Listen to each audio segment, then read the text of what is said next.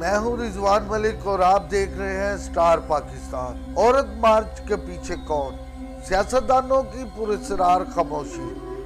چند درجن آزاد عورتیں اور مرد اتنے طاقتور کیسے ہو گئے کہ انہوں نے اسلام آباد، لاہور، کراچی میں اسلامی تہذیب و اقتدار، مشرقی روایات، نظریہ پاکستان اور شرم و حیا، غیرت و حمیت کی دھجیاں اڑاتے ہوئے نہ صرف یہ کہ جلوس نکالے بلکہ گستاخانہ نعرے بھی لگاتے رہے اور اسلام کی مقدس ترین شخصیات کے حوالے سے توہین آمیز بینر بھی لہرائے۔ میری عوام سے ایک ہی درخواست ہے، میری پہلے دن سے ہی یہ رائے ہے کہ ان آزاد عورتوں اور مردوں کو عالمی یہودی طاغوتی طاقتوں کے ساتھ ساتھ اندرون پاکستان بعض سکالر، سیاسی جماعتیں، ایوان اقتدار میں موجود بعض حکومتی شخصیات اور دجالی لوگوں کی مکمل سپورٹ ہے۔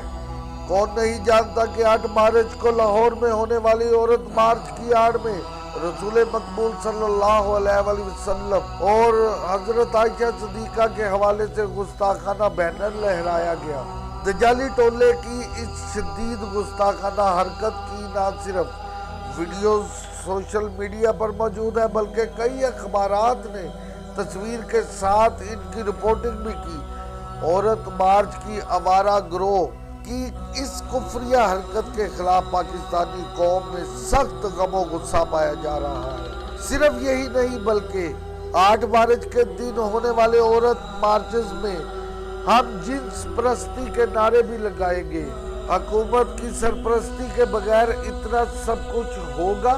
چاہیے تو یہ تھا کہ بلاول زرداری، آصف زرداری، شہباز شریف، حمزہ شہباز وغیرہ وغیرہ عورت مارچ کے اس فتنے کا نوٹس لیتے، پوری قوم کو پریشان کرنے والی چند درجن آزاد عورتیں اور چند درجن مرد کی مذمت کرتے اور حکومت پر دباؤ ڈالتے کہ وہ ان کے خلاف قانونی کارروائی کرے۔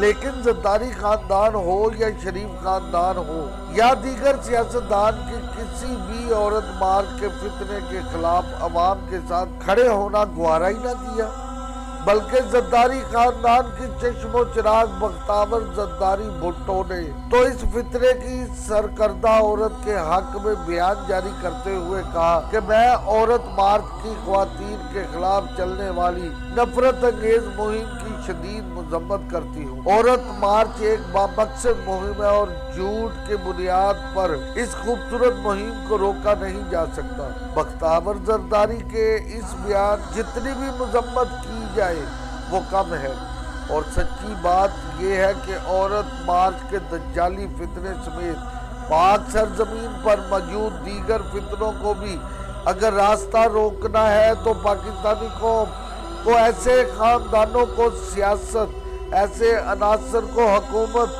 اسٹیبلشمنٹ اور میڈیا سے آؤٹ کرنا پڑے گا جو کہ نظریہ پاکستان پر کانگریسی نظریے، اسلامی تہذیب اور مغربی کلچر کو اور دین اسلام کے مقابلے میں یہودی صلیبی نظریات کو ترجیح دیتے ہیں۔ سیاسی جماعتوں جس میڈیا کو مشرقی روایات اور اسلامی تہذیب و تمدن پر یورپی کلچر اور مغربی NGOs کی راتب خود یہ آزاد گمراہ عورتوں کا ٹولے کی یلغار نظر نہیں آتی، اور وہ اس یلغار کو روکنے کے لیے عوام کے شانہ بشانہ کھڑے ہونے چاہیے۔ میں سوال پوچھنا چاہتا ہوں کہ وہ عورتیں کہاں ہیں جو صبح اٹھ کے درس قرآن اور نمازیں پڑھتی تھیں؟ آج بے پردہ عورتیں، چند آزاد عورتیں کیا پورے اسلامی نظام پر بھاری پڑتی جا رہی ہیں؟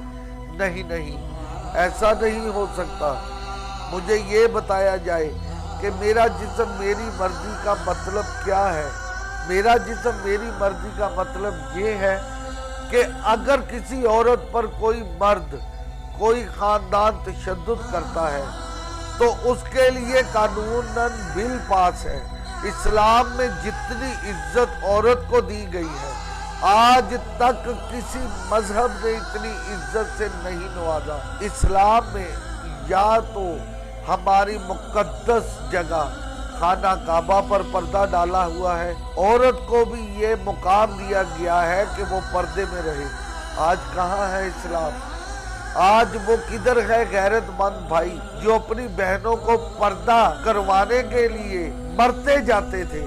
आज वो बाप किधर है जो अपनी जवान बेटियों को घर में रखते थे? आज वो माएँ किधर है जो अपनी जवान बेटियों के चेहरे पर क्या हाथों पर भी नजर नहीं डालने देते थे? ये कैसी आजादी है कि हमारी ही बहन बेटी उठकर बाजारों में, चौकों पे, चौराहों पे खड़े होके कहे कि मेरा जिस्म मेरी मर्जी। इतने इतने गलीज कलमात बोले जा रहे हैं। खुदारा होश के नाखुन नहीं। ये यहूदी लॉबी को छोड़ दे, अपने इस्लाम पर रहे, पाकिस्तान पर रहे। अल्लाह पाक हम सब का हामी नासिर, अल्लाह पाक हम सब की इज्जत महफूज रखे। चलते चलते पाकिस्तान जिंदाबाद, पाइंदाबाद।